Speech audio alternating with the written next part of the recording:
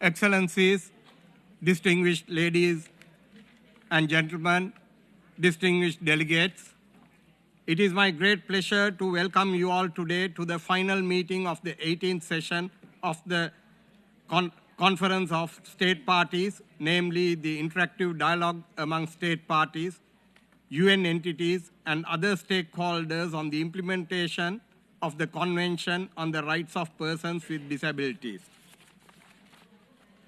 Our discussion today can look ahead towards the Second World Summit for Social Development with a clear aim of settling on the agenda the advancement of disability-inclusive social development, which aligns with, fully respects, and ultimately realizes the rights of persons with disabilities as enshrined in the Convention, while spotlighting the contributions and achievements of persons with disabilities. Let us take this opportunity to learn from each other, to exchange knowledge and experiences, and share good practices.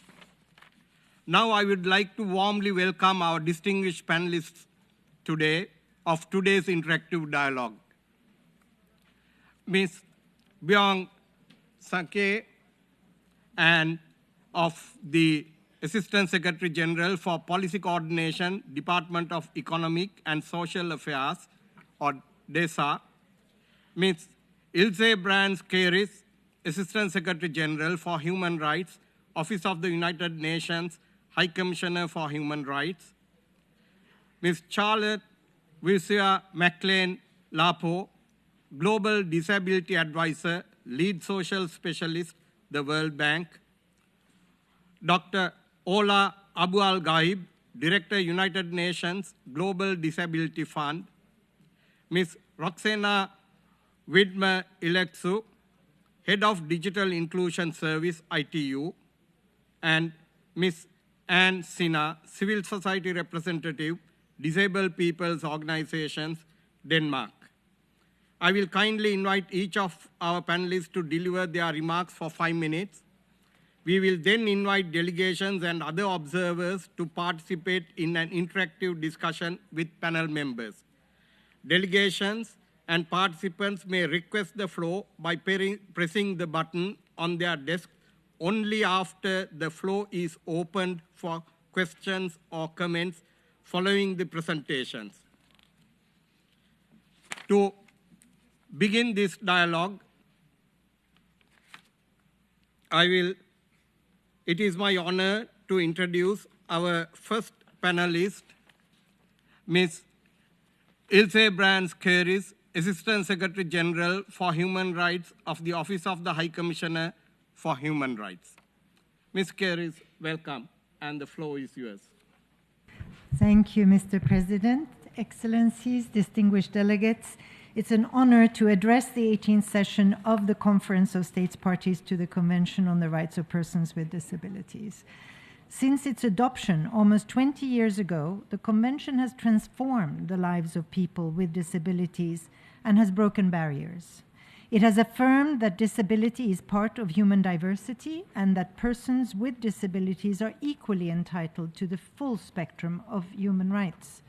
As discussed this morning, this also includes indigenous persons with disabilities, whose voices are vital in challenging systems of exclusion and ensuring that disability rights truly reflect the diversity of all communities. Yesterday's roundtable discussion on social policies and innovative financing highlighted that persons with disabilities can no longer be an afterthought in development finance. Investing in disability rights-based support systems is a smart investment for building resilient, future-ready economies rooted in human rights. The Office of the High Commissioner for Human Rights, in close cooperation with organizations of persons with disabilities, remains steadfast in its effort to support the implementation of the Convention as a guiding framework for inclusive and transformative progress. For instance, we have supported the Maldives in crafting a national disability strategy grounded in the Convention, conducted awareness campaigns in Ethiopia to amplify the voices of persons with disabilities, and provided capacity building to Egypt's National Council of Persons with Disabilities. However, today's global pushback on human rights, gender, diversity, equity, and inclusion threatens decades of progress. Yet, disability rights remain a unifying force that cut across geopolitical divides. Member states must ensure that disability rights remain central to their policies and decisions. Mexico and New Zealand have assumed strong leadership roles in advancing disability rights within the Human Rights Council and the General Assembly. Italy's and South Africa's leadership at the G7 and G20, respectively, following the first ever G7 ministerial meeting on disability and inclusion and the launch of the G20 Working Group on Disability, is commendable. We stand ready to support Canada and the United States to carry out this momentum forward, during their upcoming presidencies next year. Excellencies, as we prepare for the Second World Summit for Social Development, we call on all states parties to ensure that the rights of persons with disabilities are firmly embedded in the political declaration. The summit must commit to building care and support systems that are not rooted in charity or dependency, but in human rights. It should ensure that services, technologies, and infrastructure enable persons with disabilities to live independently and participate fully, and to do so with autonomy, agency, and dignity. We must also recognize and address the unequal burden of care and support work often carried by women and girls, including those with disabilities. This is essential to building inclusive and resilient societies. The Office of the High Commissioner for Human Rights has made the issue of care and support a priority, as reflected in our 2024-2027 management plan. We are already translating this commitment into action, such as in Moldova, where we're providing support to improve access to human rights compliant services, including personal assistance. Looking ahead, the upcoming regional conference on women in Latin America and the Caribbean, hosted by Mexico this August, is another key opportunity to advance these commitments, including for women with disabilities. Excellencies, as we assess our progress, let us act on our shared commitment to promote and protect the rights of people with disabilities. The UN Disability Inclusion Strategy continues to guide our efforts in the UN system to firmly embed disability inclusion into our work every day, everywhere. Member states must ensure that disability rights remain central to the UN mission, not just in words, but in dedicated resources, in policy, and in practice.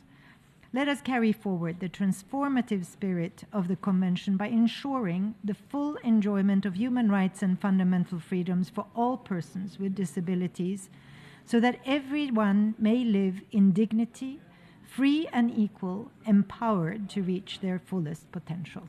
Thank you.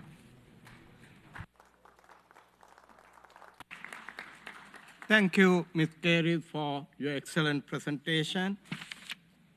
Now, I have the honor to introduce the next speaker, Ms. Bjørg, Sandkjær, the Assistant Secretary General for Policy Coordination of the United UN Department for Economic and Social Affairs. Ms. Sandkjær, I'm thankful for you for the last-minute request to revise the order of speakers and accommodating the request of the Bureau. Floor is yours, Ms. Sandkjær. Thank you very much, Ambassador. And I would like to also thank my colleague from UNHCR for really underscoring the importance of taking a rights-based approach, and also the member states for giving us that very clear mandate to do so through the 191 ratification of the Convention on the Rights of Persons with Disabilities. I would also like to thank the previous speaker for making the linkages between the different processes that you as member states and civil society and stakeholders and partners are involved in here in the context of the United Nations. In particular, as we are preparing for the upcoming Financing for Development conference in just a few weeks, and the second World Summit for Social Development to take place in November, as well as other important processes in the context of the United Nations, and really for underscoring the importance of bringing in the perspectives of CRPD and the rights of persons with disabilities, making sure they are well reflected in the discussions and outcome documents of those processes. Now, as part of the leadership of the DESA department, I thought I would just reference a few of the processes and mechanisms and reports that DESA supports as focal point for a lot of this work within the UN system. Now, DESA works towards achieving the Sustainable Development Goals and other development goals for all, including persons with disabilities. And again, the convention does provide that very important framework for mainstreaming disability in this important work. So as part of our mandates, DESA has been acting as a secretariat for this conference and ensured that the work of the UN system on disability was effectively integrated into other intergovernmental bodies and processes that you are very familiar with, including the UN General Assembly, the Commission for Social Development, the High-Level Political Forum, and other development-focused bodies. DESA have also continued our leading role in the work of the Interagency Support Group on the CRPD and the Interdepartmental Task Force on Accessibility. And I'll mention a couple of other important processes that you are welcome, of course, to pick up on when we have our interactive session. But let me just briefly mention, for example, that last year, pursuant to General Assembly Resolution 77/189, DESA undertook a study on the implementation of the 2030 Agenda for Persons with Disabilities in line with the Convention, focusing on recovering from the COVID-19 pandemic by building back better towards an inclusive, accessible, and sustainable world. Those findings were presented in the Secretary General's report on inclusive development for and with persons with disabilities. Currently, DESA is conducting a study in response to General Assembly Resolution 78/195 concerning diverse contexts that amplify the barriers faced by persons with disabilities. And those findings will be presented to the General Assembly later this year. And we look forward to discussing those with you. Also, the flagship Disability and Development Report 2024 was released last November. It reflected on progress towards the SDGs for persons with disabilities. And to produce that report, DESA collaborated with UN entities, international financial institutions, member states, and civil society, including representative organizations of persons with disabilities. And that report is the largest global analysis of disability data, legislation, and policies based on more than 200 indicators and covering more than 100 countries. In collaboration with our partners, we organized events on disability inclusion, including last December for the International Day of Persons with Disabilities, a commemoration and a virtual panel on amplifying the leadership of persons with disabilities. Data is always important, and our attention to improving data and persons with disabilities has continued. And in 2024, our Statistics Division finalized the 4th revision of the principles and recommendations for populations and housing censuses under the 2030 World Census Program, including recommendations enabling improved disability data collection, and doing that in the context of the UN and the Statistics Commission ensures we get data that we can compare across countries. And those recommendations were indeed endorsed by the Statistical Commission this year. Let me just briefly mention also the implementation of the United Nations Disability Inclusion Strategy that was launched in 2019. That continues to be one of DESA's priorities. And we have also continued efforts to implement our own policy and action plan for disability inclusion, providing substantive support to the UNDIS implementation across the UN system through our disability section. So let me just stop there, having provided a taster, because there is more of the efforts that are happening within DESA to make sure that disability remains an issue across the UN system, both externally in the processes and discussions that we have, underpinned by good data and analysis, as well as working internally on our own processes, meetings and systems to make sure that we also are as inclusive as we can be. So Mr. Chair, let me stop there, and I welcome any questions and comments that you may have. Thank you. Thank you, Ms. Sandkjær. And I will now invite the next panelist, Ms. Charlotte McClain-Nhlapo, Global Disability Advisor and Lead Social Specialist at the World Bank. You have the floor. Thank you, Ambassador, Your Excellencies, ladies and gentlemen, distinguished guests. Thank you for the opportunity to share a select number of good practices by way of a few examples of the World Bank's work towards the implementation on the Convention on the Rights of Persons with Disabilities. To advance disability inclusion at the World Bank, we're guided by an authorizing environment which includes the bank's overarching goals to end poverty and boost shared prosperity on a livable planet. In addition to that, the environmental social framework provides an environment for us to expand this work, the 10 commitments that were made at the first Global Disability Summit, policy commitments contained in the IDA 20 funding package, and the Disability Inclusion and Accountability Framework. The framework lays out a roadmap for including disability in World Bank operations, policies, and analytical work, and it helps build internal capacity for supporting clients to implement disability-inclusive development in our operations. Our framework is based on 4 principles stemming directly from the CRPD, namely non-discrimination and equality, accessibility, inclusion and participation, and partnerships for collaboration. It also sets out the application of the twin-track approach, which recognizes persons with disabilities among the beneficiaries of all projects, while also carrying out more targeted projects to address the main gaps to their inclusion. The framework also emphasizes the importance of data collection to improve the evidence-based design of disability inclusion. The bank, in addition to that, provides technical assistance to governments to ensure that their legal, policy, and institutional frameworks, more broadly, are in line with the CRPD. In this regard, we have provided support to countries such as Uzbekistan, where we provided a comprehensive review and revision of national legislation to ensure compatibility with the CRPD.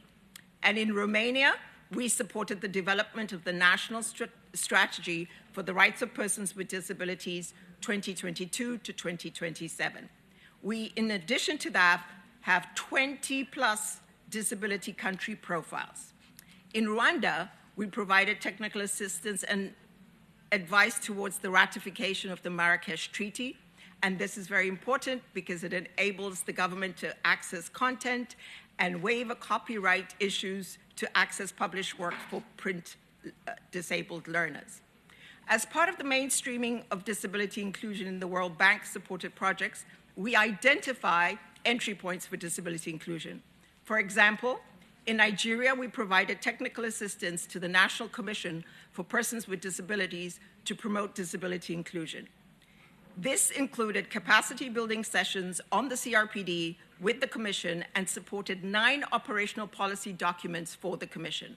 Furthermore, we supported the establishment of the Nigeria Partnership for Disability Inclusive Development, creating a development partnership and programs unit within the Commission. And in line with Article 31 and Article 32, we supported the strengthening of data management capabilities for the Commission around disability disaggregated data, as well as, very importantly, South-to-South knowledge exchange, where we were able to facilitate an exchange program between the Nigeria Commission and the Kenya Commission on Disability. In relation to Article 24, we've worked with a range of stakeholders, including government, civil society, and academia. And in that regard, we provide financial instruments through lending operations and a lot of analytical work to support that. The World Bank has made intentional efforts leading in systemic change towards inclusive education systems, looking at early years all the way through tertiary experiences. We have established criteria that we use to identify whether projects are inclusive of children with disability within the education sector. This work has contributed to the integration of inclusive education in education projects across many countries. For example, in Rwanda, the World Bank supported increased enrollment and retention of children with disabilities in mainstream schools, the improvement of learning environments through inclusive design of school infrastructure and the provision of assistive devices, including the construction of 1,223 inclusive toilets, 126 double-story schools equipped with ramps, accessible blackboards, and 1,100 accessible hand wash stations. In addition to that, we also supported teacher capacity to ensure that there's better learning for children with disabilities. In relation to the health, Article 25, we've supported technical notes on disability inclusion, which are used to develop capacity within the World Bank, but also to influence and drive projects that look at health for persons with disabilities and more broadly.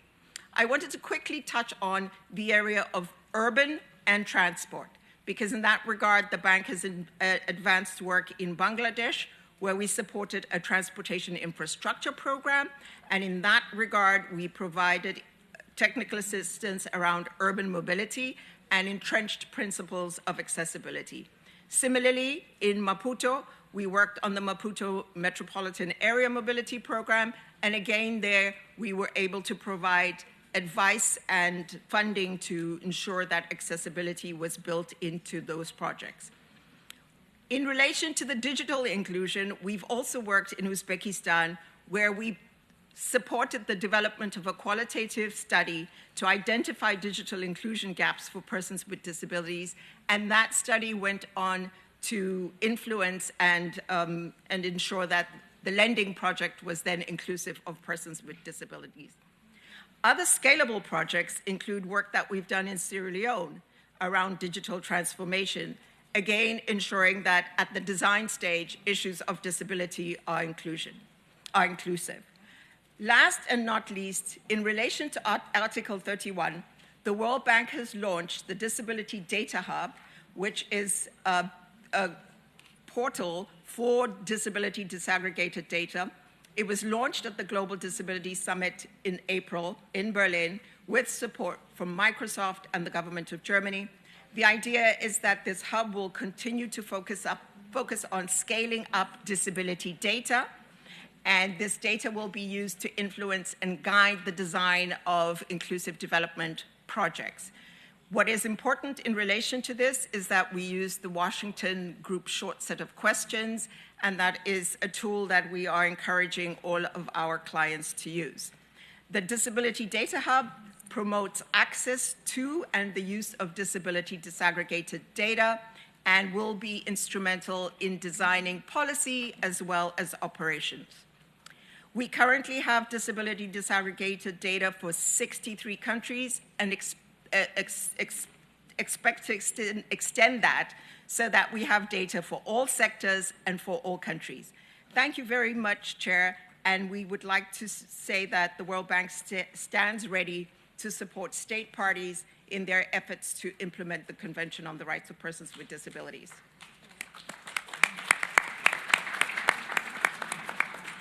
Thank you very much, Ms. McClain-Nhlapo, for your contribution. Our next distinguished speaker is Dr. Ola Abualghaib, Director of the United Nations Global Disability Fund. You have the floor. Thank you. Excellencies, distinguished delegates, thank you for the opportunity to join us for this important dialogue. Despite the global challenges we face, shrinking aid and budgets, shifting priorities, and increasing humanitarian crisis. There has never been a more critical time to champion disability inclusion. At the Global Disability Fund, we're ready to step up. We remain deeply optimistic that together we, with our partners, can make a meaningful difference for the lives of millions of people with disabilities. The United Nations Global Disability Fund is unique. It is the only multi-stakeholder funding mechanism dedicated to advance the implementation of the Convention on the Rights of Persons with Disabilities. We bring together the UN system, governments, organizations of persons with disabilities, and development actors to drive change at country level. Since the establishment of the fund, we have touched upon the lives of nearly 800 million persons with disabilities, transforming hundreds of policies and systems, laws and services that are around people with disabilities in those countries. We work closely to achieve global impact through local action. In 2024 alone, we supported 50 countries facing acute humanitarian challenges such as Ukraine and Palestine. Our multi-country initiatives have focused on inclusive climate action and strengthening inclusive care and support system. In the Pacific, jointly with the Pacific Disability Forum, we implemented a regional initiative spanning across 10 countries, demonstrating the power of collaboration and shared learning. Last year, we also launched a global initiative on unpaid care and support system. Earlier this year, we were honored to be selected to host the first ever Resilience and Inclusive Cities Hub. Through this, we are piloting innovative solutions for inclusive and resilient urban development in 6 cities around the world. But we know that the need is even greater. That's why I am excited to announce the launch of our new 5-year strategy, which will guide our efforts through 2030. This strategy is designed to maximize our collective impact. It's centered around 4 thematic areas: promoting essential services with the focus on health and education, inclusive crisis around humanitarian and climate action, empowering women and girls with disabilities around protection, health, and maternal health with specific attention, and inclusive urban development. Our promise is ambitious to deliver results in over 100 countries by 2030. But we know to achieve this, we must do more than funding. Our new strategy makes a clear commitment to increasing knowledge generation, fostering South-to-South collaboration, and provide tailored, interactive capacity-building solutions. To support this week, we launched the new Global Service Center, which will serve as a hub for program support, knowledge sharing, and technical assistance on disability inclusion. Working closely with organizations of persons with disabilities remain at the heart of our work. OBDs are central to our work as drivers of change. We will continue strengthening our collaboration with the International Disability Alliance, working with them at regional and country level to ensure our efforts are grounded in the realities of communities. The progress we have made is remarkable, but the journey is far from over. We look forward to partnering with everyone in the room, and we look forward for transforming the lives of people with disabilities as equal citizens where they live and as they want. Thank you so much. Thank you very much, Dr. Abualghaib. May I now invite our next panelist, Ms. Roxana Widmer-Iliescu.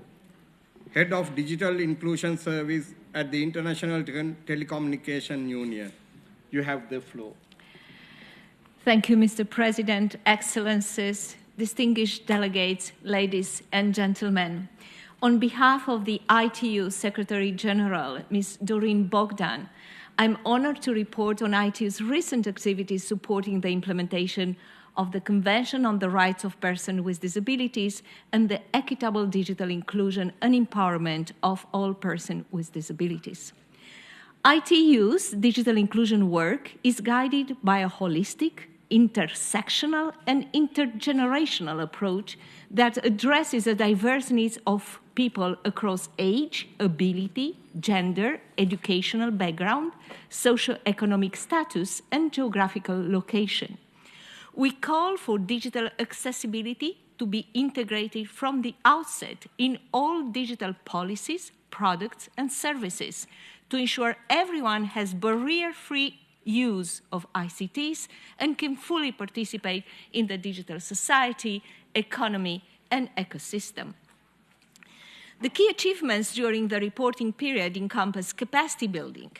Over 900 member states, policy and decision makers, and involved stakeholders were trained through 12 executive sessions focused on ICT accessibility to advance disability inclusive agenda globally.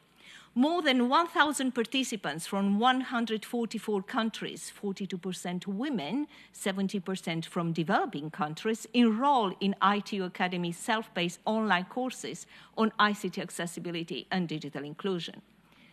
Expert advice and resources. ITU works with member states and experts through study groups to develop recommendations on ICT accessibility, which will be presented at the upcoming World Telecommunication Development Conference in November.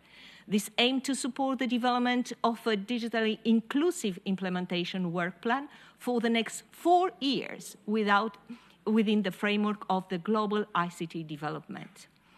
Moreover, in partnership with WHO, ITU launched a toolkit for accessible telehealth services, supportive inclusive digital health services for persons with disabilities. This complements our over 75 tools freely available that you may find in our ITU website on digital accessibility for your use and distribution to jointly advance implementation work. In terms of events and advocacy, IE for Good Summit 2024, we showcase brain-machine interfaces and inclusive AI design, emphasizing innovation that enhance independence and quality of life for persons with disabilities. At G20 side event in September, ITU advocated for holistic digital inclusion strategies that tailor digital skills training for persons with disabilities. At the Roundtable on Mainstreaming Knowledge on Aging 2024, ITU highlighted the importance of universal design and accessible services for older adults with disabilities. Finally, in Girls in ICT Day 2025, ITU called for year-long efforts to support girls and young women, including those with disabilities, in pursuing ICT studies and careers.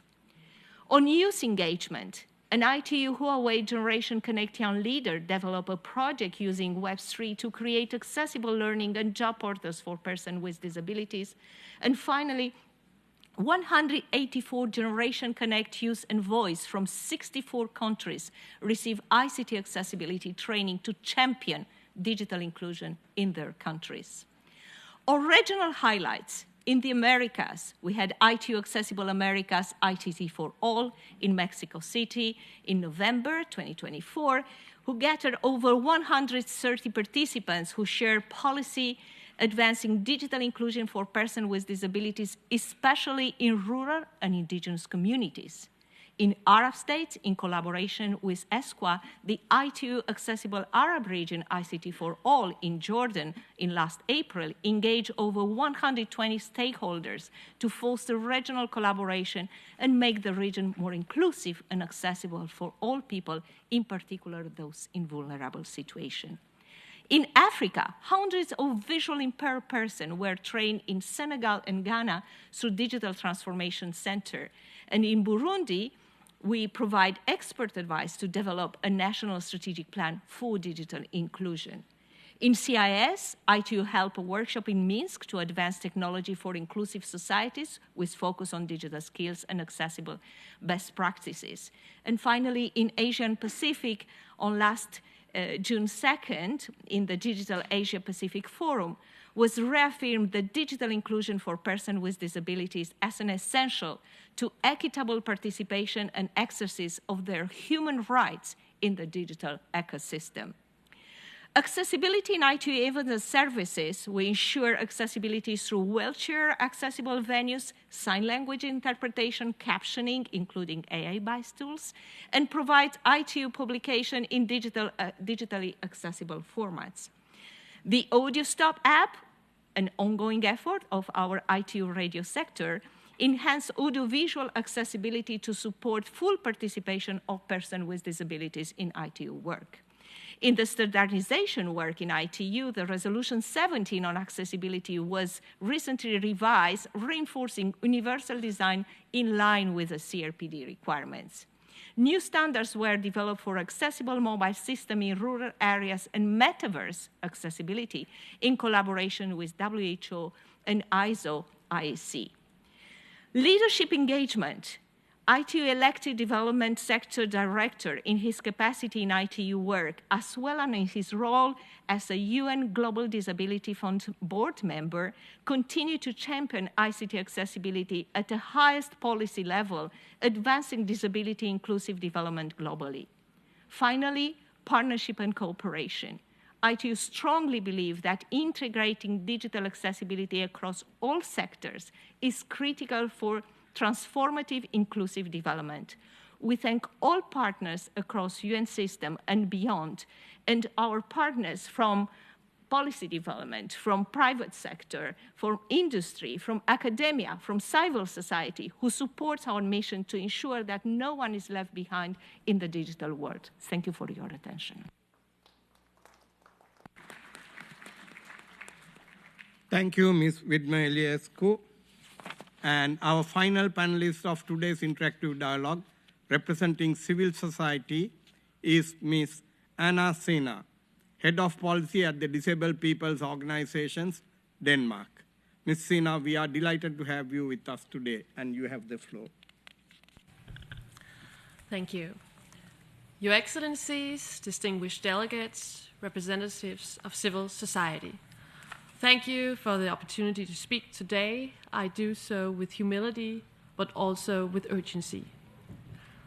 The CRPD Convention is one of the most widely ratified human rights treaties, but ratification is one thing. The real test is implementation. And unfortunately, here the alarm bells are ringing. I will make a strong call for further efforts to implement the rights of the Convention, especially at a time when we are facing many new challenges and some new opportunities where the CRPD must and can play an active role. The first thing I want to say is this: states need a stronger, not a weaker focus on diversity and inclusion. In too many countries, we are witnessing an alarming trend. Disability rights are being deprioritized or even challenged. The fundamental idea of human rights and the international institutions built to promote them are being questioned. We witness the same alarming trend in the business community. This cannot continue, because inclusion is not charity. It is a basic human right. It means that persons with disabilities in all their diversity are valued and respected. It means accessible education. It means employment with dignity. It means full participation in political life. I think it's important to remember that inclusion benefits us all, and we know that inclusive societies are more cohesive and better equipped to face the challenges of our time. Secondly, international aid and humanitarian assistance are more important now than ever before. In disaster situations, we know that persons with disabilities are among the first to be forgotten, left without access to shelter, care, communication, or escape. States must ensure that aid and assistance leave no one behind. And that means investing in inclusive infrastructure, in inclusive communication, inclusive disaster response. And thirdly, as discussed over the past few days, both at the COSP and the Civil Society Forum, we know that we are standing at the edge of a technological revolution. It can be a game changer for inclusion if we choose to make it so. Imagine a person with a mobility disability. Now he or she may navigate complex environments using an AI-guided wheelchair. Or imagine a student with a cognitive disability using AI tools. Tools that summarize lectures and provide structure and clarity. These possibilities should be for all, not just for some. And therefore, states must commit to inclusive innovation. They must invest in technology not just for efficiency, but for equality. Technological progress must benefit all of us. And finally, real implementation requires more than ambition. It requires investment, strategy, and accountability. We need national action plans that are coherent, well-resourced, and cross-sectoral. We need effective involvement of all of us in the disability movement through our organizations. And we need strong and independent monitoring bodies to assess progress and highlight the gaps. So, dear delegates, you have the mandate to implement the CRPD, and you have the voices of civil society urging you to act. I hope that this conference has served as a recommitment for all of us to dignity, to equity, to real change. Thank you. Thank you very much, Ms. Sina, for your presentation.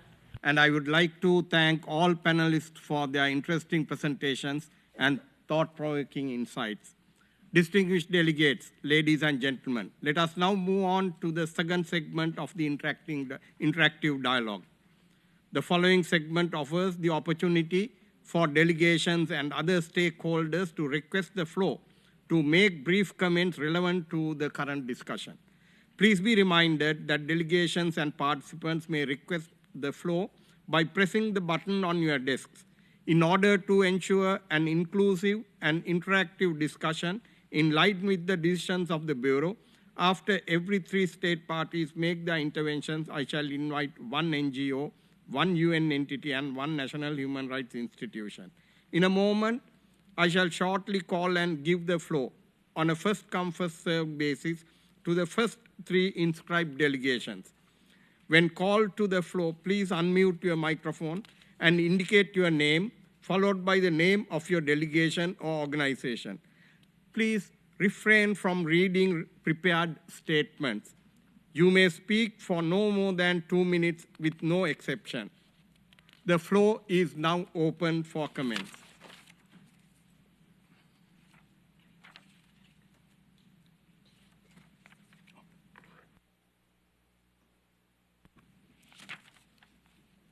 Excellencies, ladies and gentlemen, I recognize the representative from Turkey. Thank you, Chair. Turkey highlights the importance of strong global cooperation on disability inclusion, capacity building, policy alignment, and good practice sharing are key in this regard. We acknowledge the valuable role of UN system. Current mechanism, particularly UNDIS, has set a strong foundation, but process remains limited. Particle result-driven approaches are still needed since disability is not yet fully integrated across all UN entities and country programs. Many initiatives overlook disability issue. Institutional capacity and accountability must be strengthened as well. UN bodies at both the central and country level still face challenges. In implementing some of the areas of UNDIS, this limits access to international cooperation and support. Even though UN has come financial limits, Turkey believes that the time has come for more coordinated international mechanism in disability matters. We support establishing a dedicated disability entity within the UN system. In fact, Turkey held a side event on this matter this Monday. Important discussions were held by multi-stakeholder involvement. Such an entity would raise visibility, ensure integrating, and provide technical support. I thank you. Thank you. And may I now invite the representative from Georgia. Thank you, Chair. My name is Irina Tsakadze. I'm Deputy Minister of Health and Social Affairs of Georgia. We have significant improvements in terms of both legislation and practice in the area of protecting of rights of persons with disabilities in Georgia. The last year, the Parliament of Georgia ratified the Marrakesh Treaty to facilitate access to published work for persons who are blind, visually impaired, or otherwise print disabled. The government of Georgia annually approves and implements the state program on social rehabilitation and child care. The budget of the program has increased 10 times over the past 10 years. Over the past 10 years, the number of registered service providers increased significantly, which led to the expansion of the service area and geographic availability. On the basis of the approval of service standards, corresponding training courses, and specially developed manuals, including monitoring and assessment, the quality of service has significantly improved. For the past 2 years, several new types of services have been integrated into the state program. Components of personal assistance service and home care, component of the information consultation center, so-called independent living centers for people with disabilities, the long-term pediatric care service for children living in child homes with severe and profound disabilities, and services for small family homes for adults as a part of the institutionalization process. Now we are on our way to move smoothly from purely medical model to assigning the status of disability to biopsychosocial attitude. So this is a rather complicated process, and I would like to hear from you, in your opinion, what are those very basic and fundamental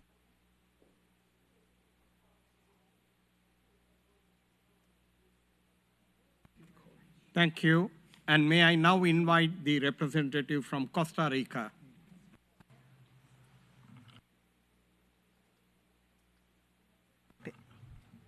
Señor Presidente. Mr. Chairman, the Convention on the Rights of Persons with Disabilities is a fundamental landmark in the protection and promotion of human rights. Nevertheless, in spite of the fact that more than 80% of countries have ratified the Convention, the effective implementation of it remains a global challenge. This highlights the persistence of structural barriers and the lack of trustworthy data. In this context, the Second World Social Summit is an opportunity, a crucial opportunity, for us to facilitate global dialogue and also to build multi-sectoral alliances and to accelerate specific measures towards the full implementation of the rights of persons with disabilities.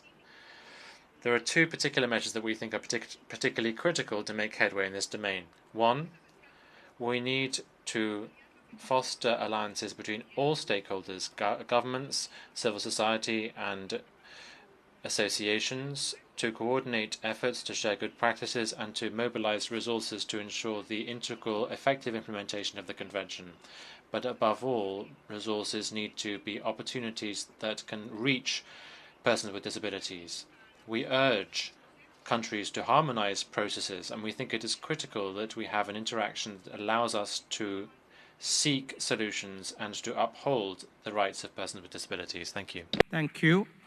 And may I now invite a representative from an NGO, that is the president of Sri Bhagavan Mahavir Vikalang Sahatya Samiti.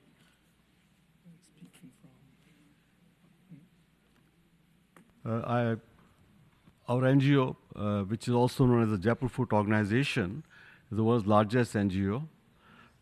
We have rehabilitated more than 2.4 million persons with disability in India and around the world. Last year alone, we rehabilitated more than 148,000 persons, mainly in India, but again around the world. A below-knee Jaipur foot limb permits a person with disability to walk, run, dance, squat, drive a car, climb a tree, ride a motorcycle, in short, lead a very normal life.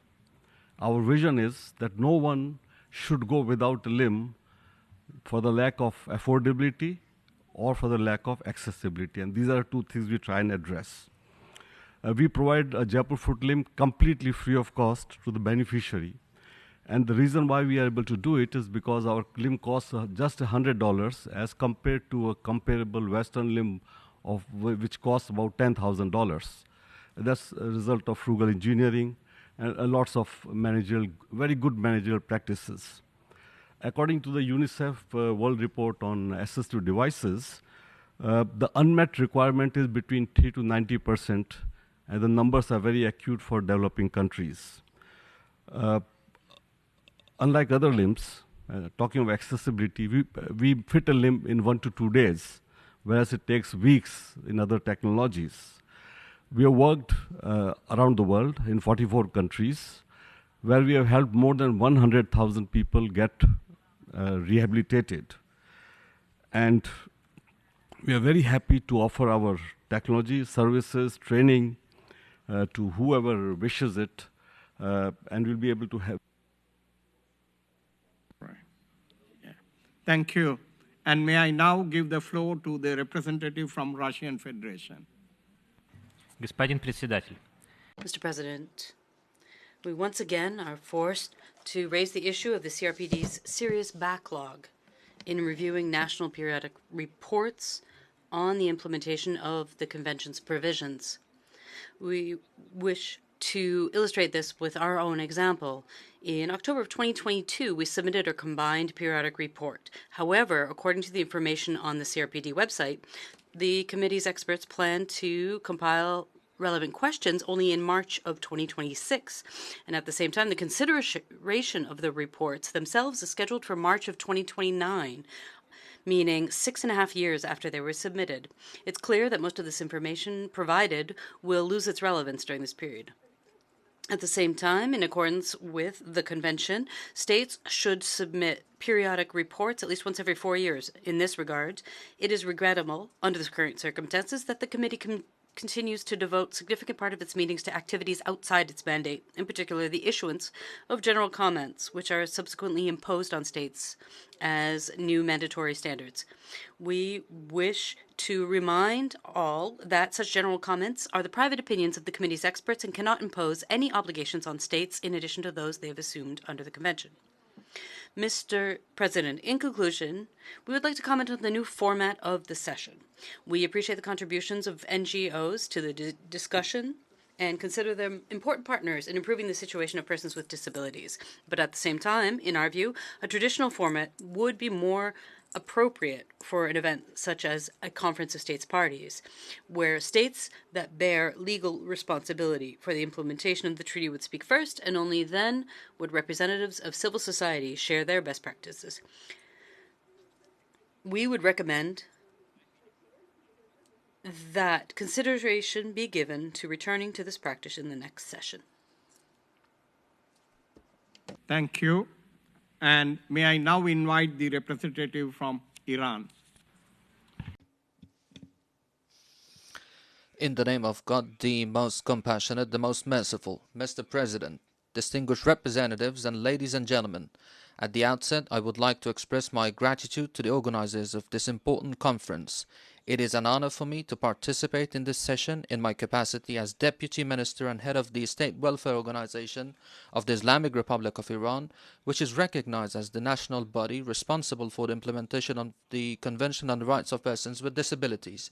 Mr. President, we have witnessed decades of relentless attacks against civilians in the Gaza Strip, including children, the elderly, and persons with disabilities. Credible international reports indicate that persons with disabilities have either been directly killed in these assaults or abandoned in inhumane conditions due to the lack of access to medical care, shelter, and food.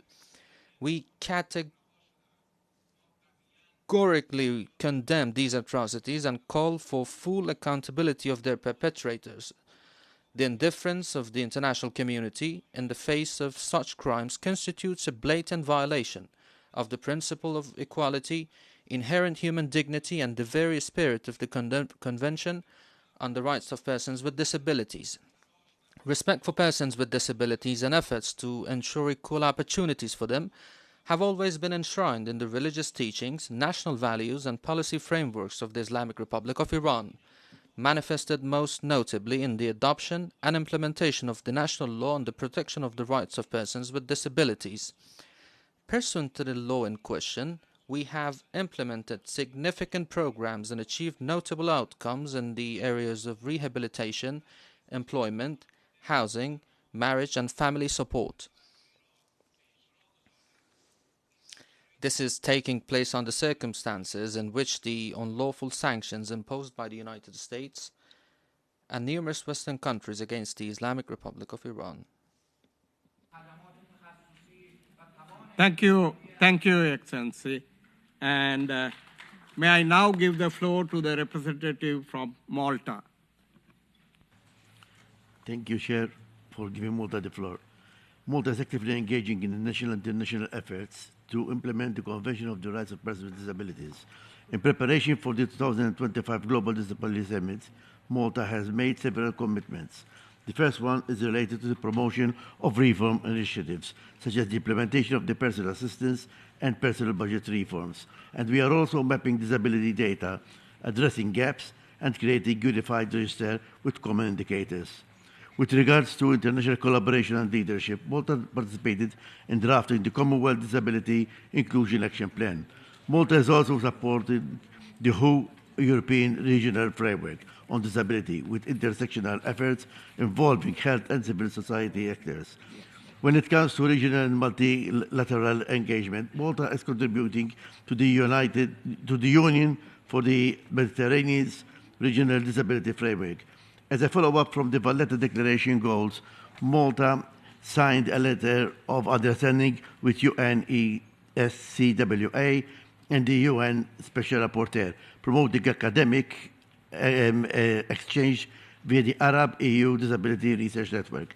But last but not least, Malta is also addressing access to justice initiatives. Malta is currently collaborating with the OECD and European partners on implementing CRPD Article 13, access to justice, focusing on legislative reforms and practices. And finally, Malta is also building an existing work, including legal capacity reforms under CRPD Article 12.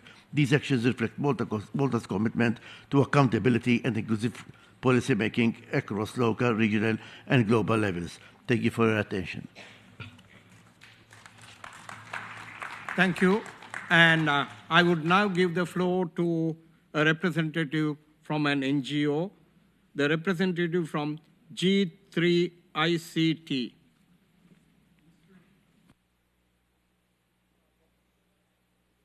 Okay. Mr. President, distinguished panelists, I would like to commend our panelists on their interventions, particularly the continuous support of the World Bank to promoting digital and physical accessibility rights for persons with disabilities, as well as the Global Disability Fund on its recently launched Resilient and Smart and Inclusive Smart Cities initiative. But I would like to also emphasize the role of International Telecommunication Union through the regional platforms that it has established and launched on accessible Americas, Accessible Europe, and Accessible Arab region. And I would like to call member states and other stakeholders to support such initiative, because we need to see policymakers and legislators on the national level convinced that digital inclusion plays a transformative role in shifting and changing and improving lives of persons with disabilities and enhancing opportunities of inclusion, making persons with disabilities key partners in decision making, and also enhancing and participating in digital economy of their countries. G3ICT is committed to work with all of the organizations that our panelists represent here and other organizations to promote digital inclusion. And I would like to inform the distinguished panelists here and the audience about G3ICT recently launched Digital Accessibility Right Evaluation Index. It's a benchmarking tool developed by advocates for advocates to measure the progress done on implementing the CRPD with regard to digital inclusion, including for this edition for 2020. Thank you. And now I would invite the representative from Tanzania.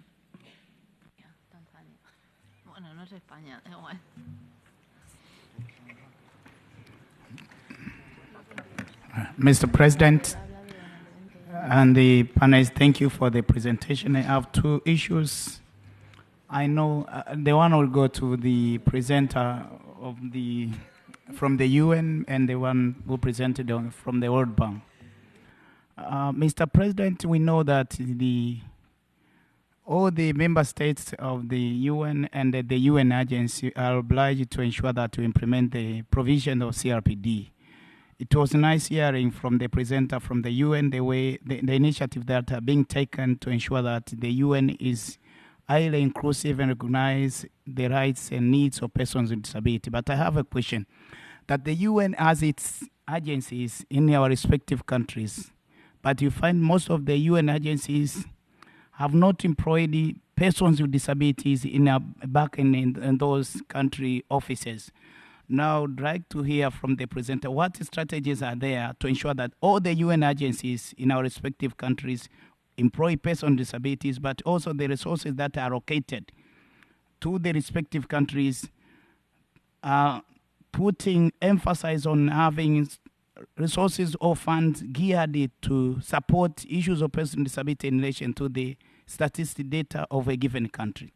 For the side of World Bank, it is nice that the World Bank is supporting issues of disability, but I'd like to hear from the presenter what strategies are there to ensure that each and every office of World Bank put emphasis on issues of disability in their respective country for those grants which are provided, but even for loans, so that each and every country, government accessing loans and grants from the World Bank, also puts resources to finance and. Thank you. And I will invite the representative from Spain as the final intervention in this segment. Floor is yours. Buenas tardes, muchas gracias. Good afternoon, thank you very much. My name is Paula Sanchez, and I am on the panel of persons with disabilities in Spain. I'd like to highlight the importance of the participation of persons with disabilities in decision-making fora. It's very important that we raise awareness about this issue. One of the critical measures of ensuring this participation is to have full personal assistance for people with disabilities and universal accessibility. These are measures that need to be in place if we're able to participate fully in society. And there always needs to be a feminist approach to human rights as well.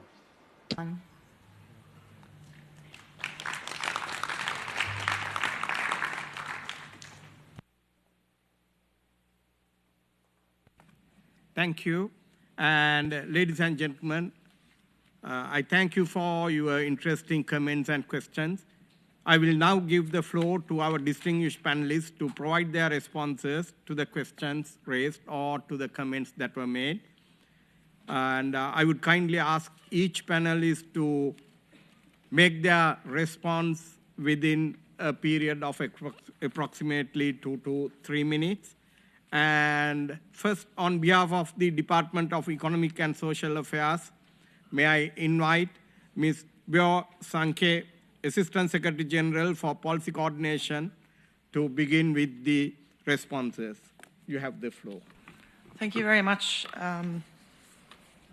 Ambassador, and thank you to all the different countries and organizations that made statements. I'll pick up on a few of the points that were related to what we do, and I trust that colleagues will be picking up on other points. From the last speaker and a few of the others as well, I think you've really underscored how taking a human rights-based approach means including the groups that we are talking about. So to have a human rights-based approach to questions of disability means including people with disabilities. It means that we, as the UN system, need to be very conscious that we engage not just civil society, but also organizations of people with disabilities themselves. And so I think it's a good reminder. We are doing it, but we can always improve. And so we'll take that message with us. On the specific question from the delegate from the United Republic of Tanzania on what we can do, I think there were a couple of very specific questions. First of all, within the UN itself and UNDIS, and also the representative from Turkey mentioned that there's room for improvement there. Again, I think we have made some improvement. Just looking around this room, we see that there's sign language interpretation, there is more accessibility for people using wheelchairs, but there's still some way to go. And that's, I think, the same and recognized within the UN system that we need to keep pushing. We have our strategy, but we need to continue to raise awareness, to build capacity and enhance communication, including in the UN offices at the country level. We do have resources in DESA to support member states in issues such as improving data collection, now that we have the decision in the Statistics Commission on collecting data also on disability in censuses and surveys. We can provide support to member states on that, so I would just put that out there as a tip and a request to get back to us and ask for that. And we also have opportunities to provide support directly to member states on implementation of CRPD and a rights-based approach to the issues that we are talking about today. So let me end by just reiterating our commitment to both supporting the normative work around this as well as the practical implementation together with other partners in the multilateral system as well as civil societies and other important stakeholders in this. Thank you. Thank you very much. And may I now invite Mr. Rio Hada from the Office of the United Nations High Commissioner for Human Rights for his comments. Thank you, Mr. Chair. In response to a couple of comments from member states and NGOs, first, the importance of making legislative advance, mentioned by the representative of Georgia, for example. Our office also provided technical support to countries like Mauritius, which led to adoption of the Promotion and Protection of Rights of Persons with Disabilities Act. The issue of capacity building was raised by Turkey, and the indicators by Malta. Our office also partnered in countries like Oman with National Human Rights Commission to deliver training on human rights indicators, and following that, the government adopted the royal decree, established a national working group to develop these indicators. Continuing on, I think again the representative of Georgia asked about the need to move away from medical models. We worked, for example, in Moldova, to promote human rights-based approach to disability and that challenge this kind of a old medical models and, based on CRPD principles such as on autonomy and independence, and to engage with state institutions and civil societies in dialogue. My fellow panelists Anne mentioned about the humanitarian situation. We also co-chaired an interagency task force in Moldova to coordinate inclusive responses for persons with disabilities and older persons to address accessibility, social stigma, and gaps in psychosocial support to refugees. And finally, on the UN disability inclusion strategies, I think I agree with the assessment that as a UN system as a whole, we have made a lot of progress, but a lot remains to be further made, also because different parts of the UN system had a different starting point. We, in our office, also faced with resource limitations, impacting critical activities like accessibility assessments and provision of reasonable accommodations, but we try to effectively maximize our available resources to continue lead these efforts in the UN system, provide examples for others that may follow. So, but all of this requires your strong support from the member states, including in terms of, strengthening the treaty bodies and addressing these backlogs, not just CRPD, but as a treaty body system as a whole. Thank you.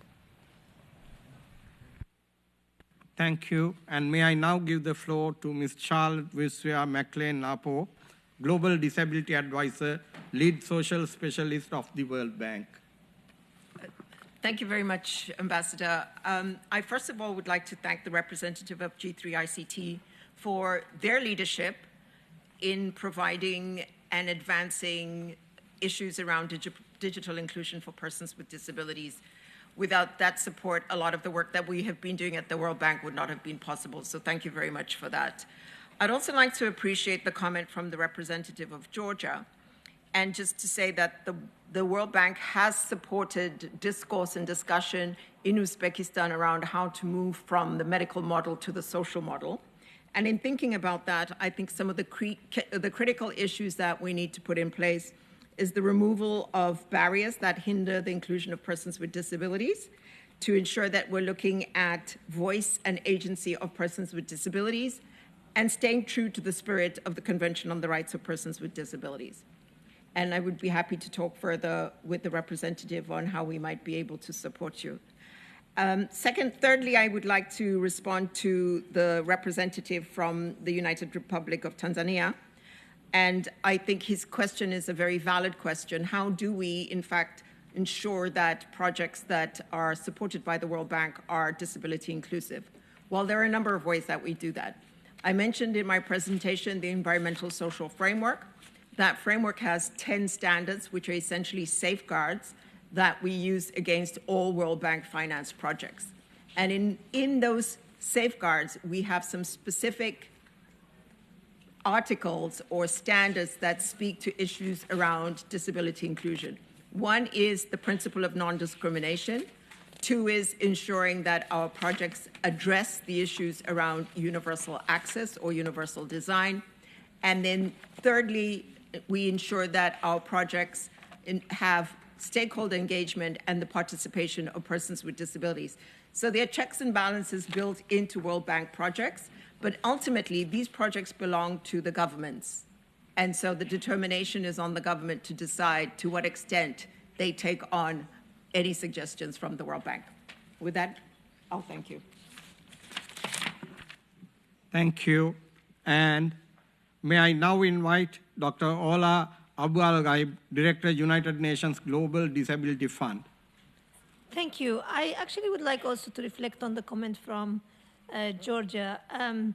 It's a very critical question, and actually I appreciate the question at early on in terms of thinking what will work best in terms of designing an ecosystem in the country that works for people on the ground. I can share that with the recently launched Inclusive Cities and Resilient Hub, the framework we're looking into is really centering all the changes at local level around persons with disabilities. But there are key areas for you to consider. One key element is definitely the infrastructure and technology. The other one is around care and support system and social protection. The third element we look into right now with this framework is the inclusive services. All what the individual needs at the community level, whether it's housing, transport, health and education services, that will enable the individual to live independently in the community. And the third one is about resilience and preparedness to any human or disaster risk or climate, situation in the country. So all these blocks needs to be interconnected and needs to be looked as a model. And actually our programs in a few countries have worked on models in terms of deinstitutionalization and localization of action. And we would be more than happy to share some of those learnings. For example, in Montenegro, Moldova, Uzbekistan, we have done quite a lot of piloting to foster care services and developing budgeting tools to support local governments and support families and persons with disabilities to live in those communities. Thank you. Thank you. And now I would move to Ms. Roxana Widmer-Iliescu, Head of Digital Inclusion Service of ITU. Floor is yours. Thank you, Mr. President. On my side, I want to thank each and every of you who made intervention and to tell you that from the ITU perspective, I would like to respond to at least some of this. So first of all, it seems that there is a common requirement and concern with regard the global collaboration, the policy alignment. Turkey mentioned about all this in capacity building. Also Costa Rica, alianza entre todas las personas para. And this is what Costa Rica mentioned in terms of how to coordinate efforts and find solutions. Espacios de decisión para las personas con discapacidad y cómo decision-making fora for persons with disabilities and how much accessibility there can be. To the question addressed by G3ICT, G3ICT is also a sector member in ITU, and also, like other colleagues here, I thank for their valuable input in the work that we address for persons with disabilities. So, in short, I would say that we need convening platform, and we do this through some of the activities that I mentioned at regional level, because regions are different, the implementation level is different. Of course, there are some regions like in Europe where we do these accessible events that were mentioned by our partners in Europe, considering the European Accessibility Act, the requirements, and the advance of the standards that they have. But we also do yearly accessible events in the Americas region, and I invite you all to attend Accessible Americas in Guatemala in October this year. We also, as mentioned, we have done this at Arab states. It was in Jordan. We hope having next year too. But yet we lack in some region to organize this and to put together, as it was requested by all this person who made intervention, to bring all people together and to see how we can implement a more accessible and inclusive region. Finally, I want to tell that capacity building, even at policy and decision maker, is critical. Unfortunately, there are still confusion between the 3A, as we sell, access, affordability, and accessibility.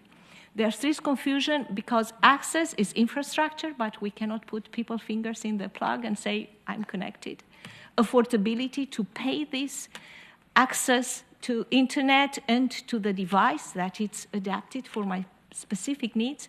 And finally, digital accessibility, which is about usability. We cannot talk about people without putting in front accessibility.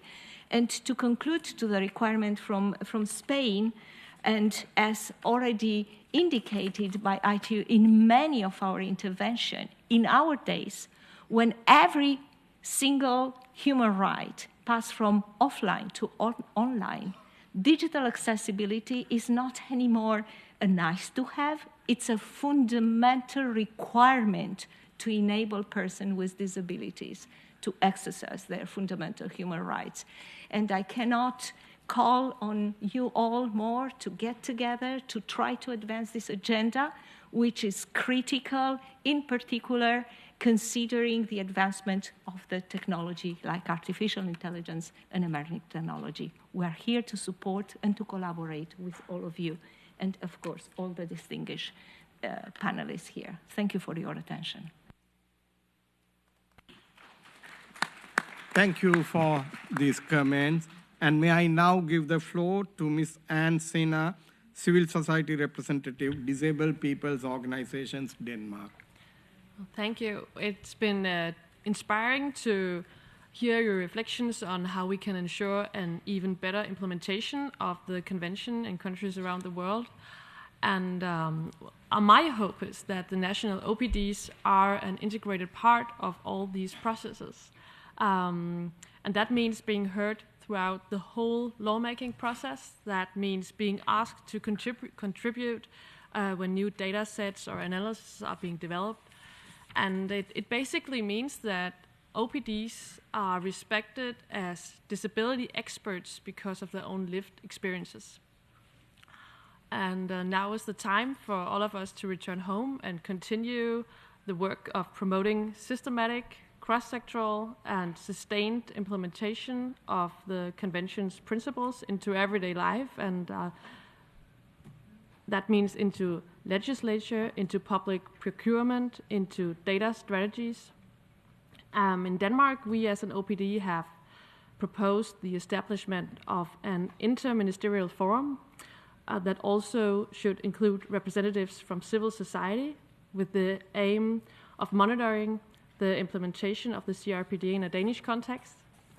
This proposal has not yet been realized, but we hope that by the time of next year's COSP, we will have taken a step forward in this process, as well as in many other areas, not only in Denmark, but everywhere. Thank you. Thank you for that remark. And may I now take this opportunity to thank the speakers or the distinguished panelists who made their presentations and then provided their responses to the questions, queries, or comments that were raised by the delegates. And I'm sure that this opportunity gave all of us to have a proper insight into some of the concerns or the questions that were there in the minds of the delegates. So may I thank again for the panel of experts at this moment, and I would urge you all to excuse us for the preparations for the next segment of this conference. Thank you. Thank you very much.